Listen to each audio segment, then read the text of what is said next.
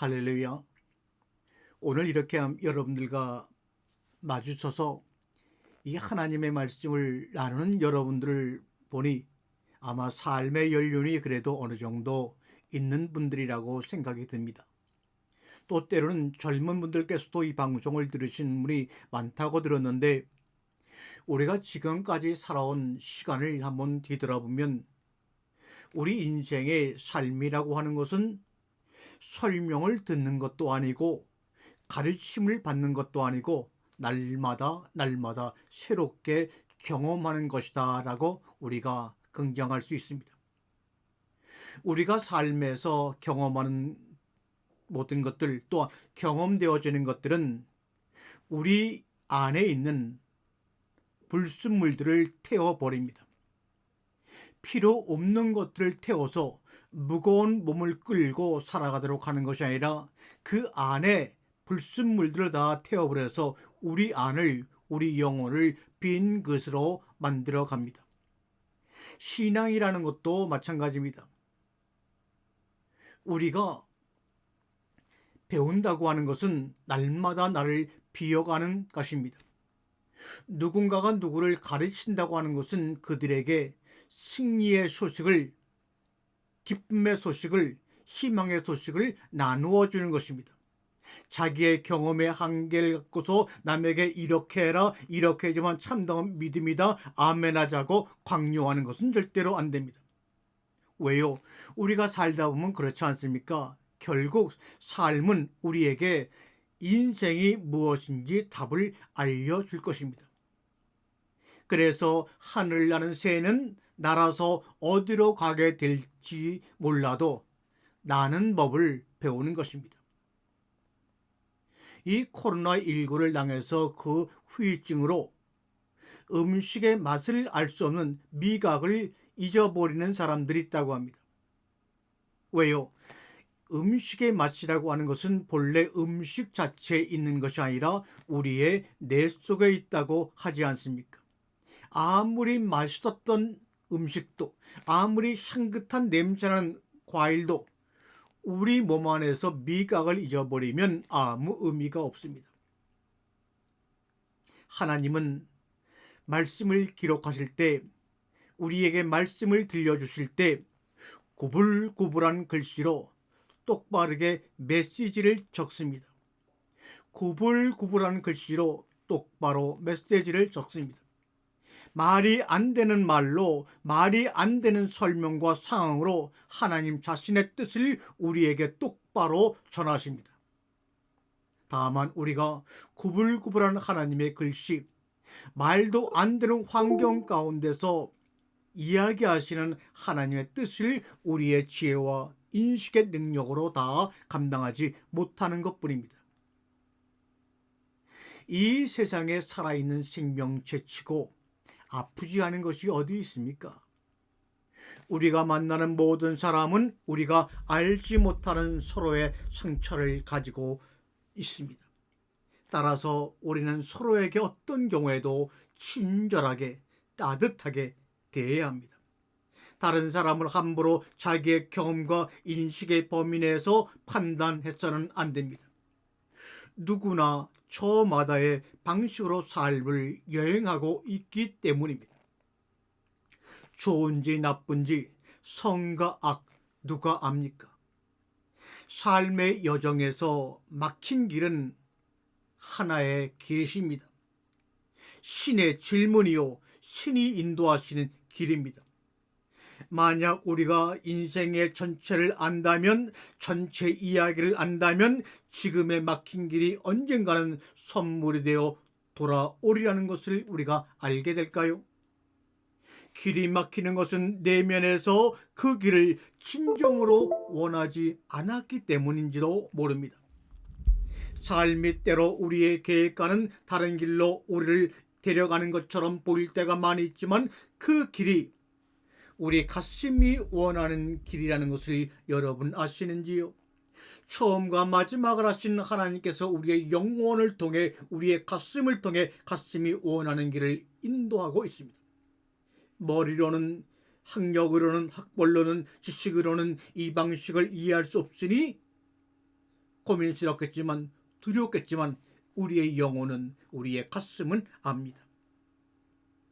창세기 1장을 여러분 보시게 되면 하나님은 창세기 1장을 통해서도 많은 계시를 하고 계시지만 그 많은 계시 가운데서 우리에게 전하고 기억하게 하고 싶은 단어를 한번 골라보라라고 한다면 어떤 단어를 고르시겠습니까? 창세기 1장을 집중하고 읽은 분들은 알 수 있을 것입니다. 또한 원어 성경으로 읽게 되면 더욱더 확실하게 하나님이 우리에게 전하고 싶고 기억하게 하고 싶은 단어를 명확하게 찾아낼 수 있을 것입니다. 창세기 1장을 보게 되면 토부, 좋았더라, 선하더라, 아름답다, 매력적이다 라는 의미로 쓰이는 히브리어 토부가 7번 나옵니다. 그 다음에 가장 많이 쓰인 동사는 카야 동사라고 하는 것입니다. 이거는 비영어로 말하면 비동사입니다. 우리나라 말로 말하면 무엇이다라는 동사를 히브리어에서는 카야 동사라고 합니다. 다시 말하면 존재를 의미하는 동사입니다. 그 카야 동사가 무려 25번이나 사용되었습니다. 이것이 바로 창세기 1장에 토부가 7번이 사용되고 카야 동사가 25번이 사용됐다면 이것이 바로 창세기 1장을 통하여 전 성경을 통하여 계시하고자 하는 하나님의 중심 내용이 아닐까요? 카야 동사의 명사형은 생명입니다. 생명의 반대말은 죽음입니다.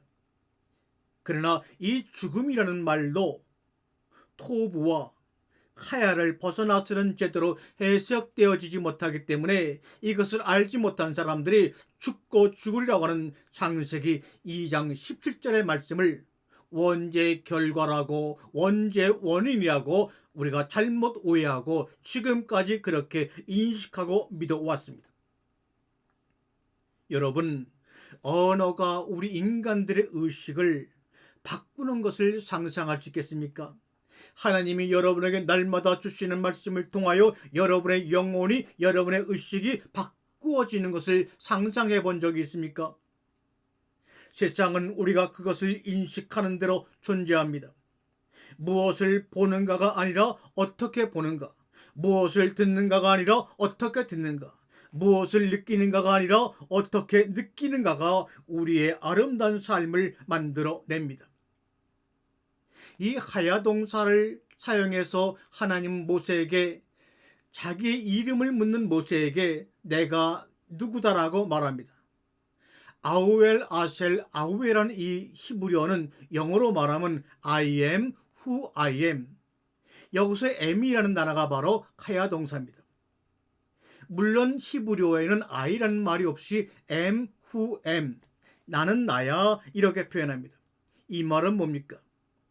이 말을 새롭게 번역하면 I want to tell you who you are. 네가 누구인지 알기를 난 진정으로 원한다는 말을 나는 나야라고 주님께서 말씀하셨다고 저에게 감동을 통하여 깨닫게 하여 주셨습니다. 우리는 자신을 무조건 사랑해 줄 누군가를 마음속으로 갈구합니다. 넌 조금만 더 잘하면 되는데 이것이 문제야. 너는 불완전해. 언제까지나 불완전할 수밖에 없어.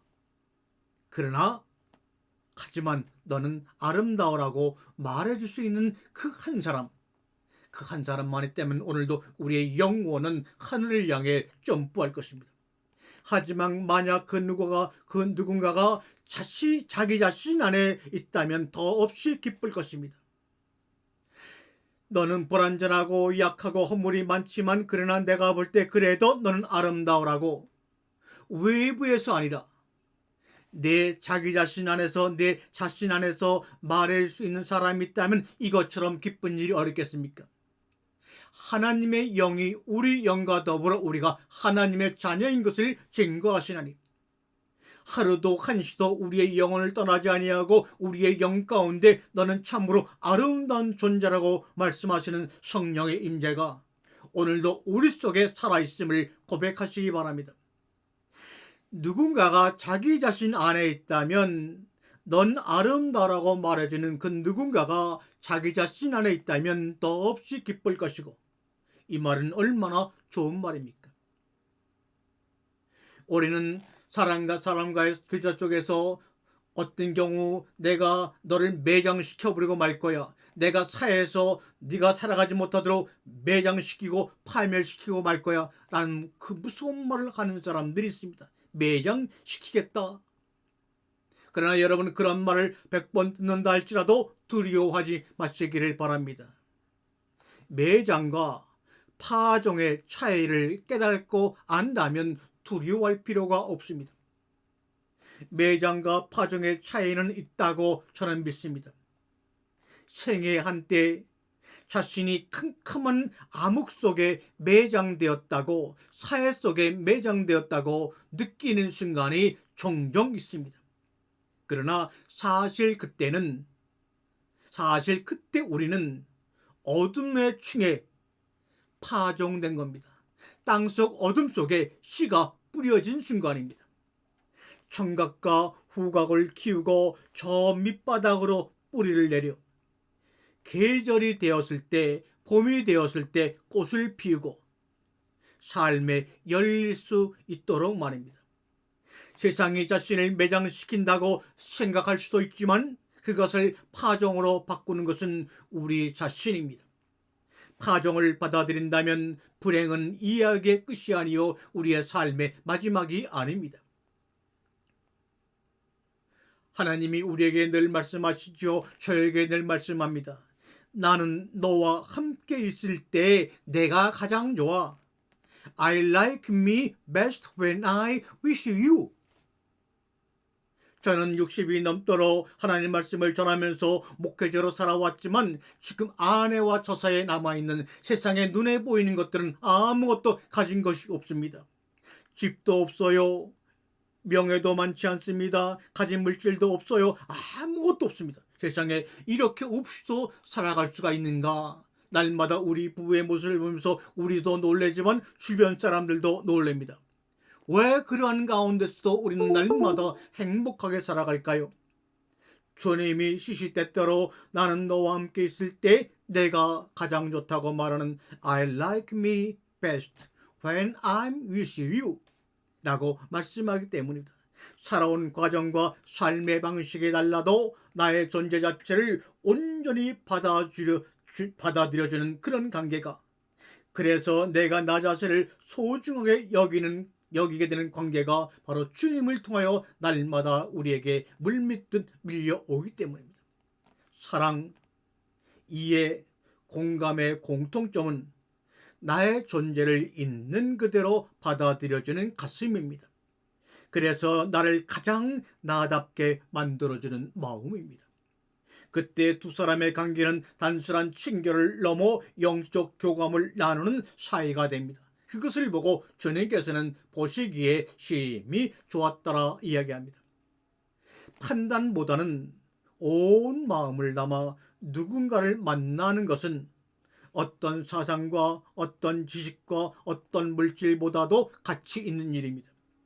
우리가 누군가를 좋아하고 그 사람과 함께 있고 싶어지는 이유는 단순히 그 사람이 좋아서만이 아니라 그 사람과 함께 있을 때 나 자신이 좋아지고 가장 나다워지기 때문입니다.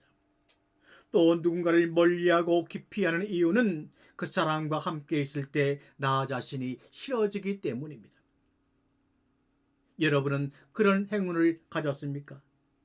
누군가가 저와 여러분에게 나는 너와 함께 있을 때 내가 가장 좋아라고 말할 수 있는 그 한 사람을 말입니다. 아멘.